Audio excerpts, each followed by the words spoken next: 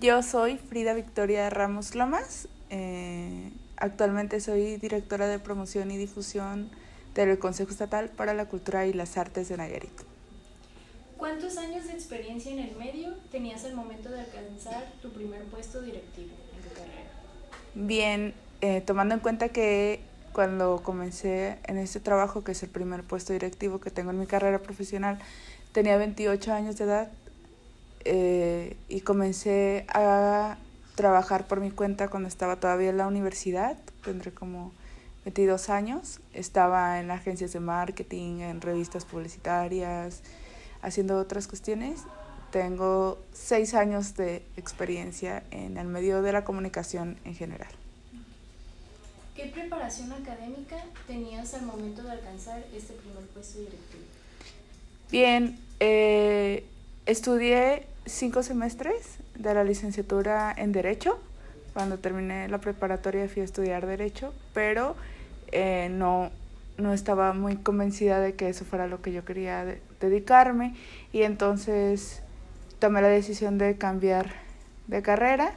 En ese momento opté por la licenciatura en Comunicación y Medios y concluí la licenciatura satisfactoriamente. Entonces podríamos decir que tengo esa formación de comunicóloga, pero también la licenciatura, la universidad en la que yo estuve, nos ofrece como un panorama muy integral de todo lo que hace la comunicación. Entonces nos enseñaban a tomar fotos, a editar un video, a redactar boletines, a hacer diseño, y mucha de la carrera estuvo enfocado en mercadotecnia. Entonces también es parte de la formación.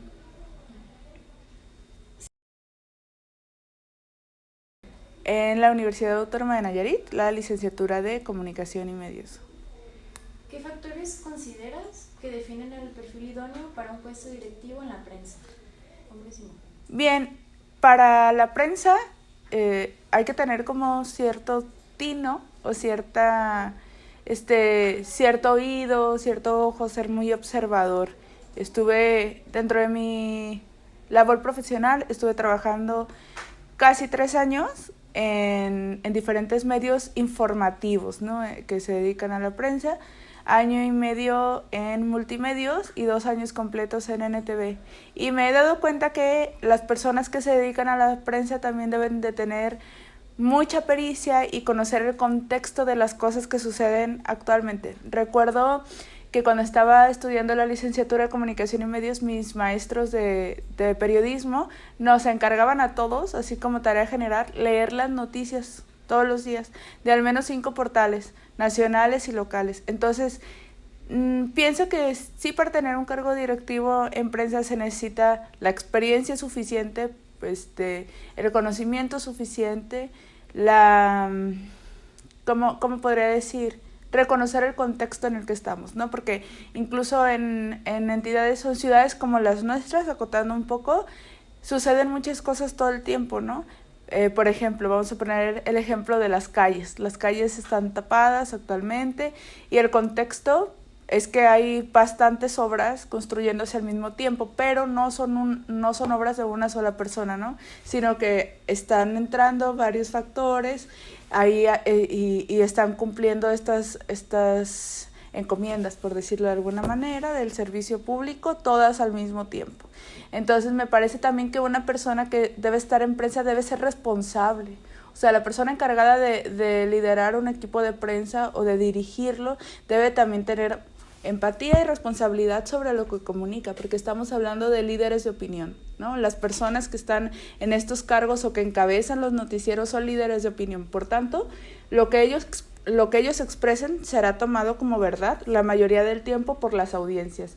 Entonces hay que ser muy cuidadosos, muy meticulosos, sobre todo a la hora de querer comunicar y saber cómo hacerlo, ¿no? Porque luego existen las conductas tendenciosas, ¿no? O las conductas que se inclinan hacia un solo lado de la balanza. Y desde mi punto de vista, el comunicador o la comunicadora que realice estos ejercicios, dejemos un cargo directivo, incluso dejemos de lado, el cargo directivo, incluso un reportero que salga a la calle tendrá que hacerlo con responsabilidad. Pienso en las marchas del 8M, por ejemplo, ¿no? Cómo son los enfoques que toman muchos medios de comunicación respecto a las actividades que se desenvuelven en la marcha, y son pocos los medios de comunicación que realmente comunican las denuncias, las demandas y las consignas de las personas y de las compañeras. Y bueno, creo que ahí está la diferencia, ¿no? Entre ser un líder y ser un buen líder. Porque luego dirigir un área pues lo puede hacer cualquiera que quiera tener su medio, y es totalmente válido. Pero hay una línea súper notoria en cuando un medio de comunicación lo hace bien, objetivamente y para nada tendencioso, a cuando lo hace solo por comunicar. ¿Qué dificultades has presentado para escalar a puestos laborales de mayor jerarquía o para mantenerlos en razón de tu género? Por razón de mi género, en realidad no he tenido complicaciones. Creo que he tenido esa fortuna. No niego que hay otros escenarios en los que hay compañeras que se enfrentan diariamente a acciones de misoginia, ¿no? La misoginia y el machismo existen en cualquier nivel. Creo que en mi historia personal, los puestos o las jerarquías, desde que era la persona encargada de las parrillas en una agencia de marketing hasta ahora que dirijo el área de comunicación de una institución pública, pues en realidad son basados más en la experiencia y en lo que uno recibe. Sí recuerdo haber tenido como algunos, sobre todo en mi primer trabajo oficial, haber tenido algunos roces con el gerente de la empresa por sus comentarios, ¿no? O por situaciones de acoso o hostigamiento.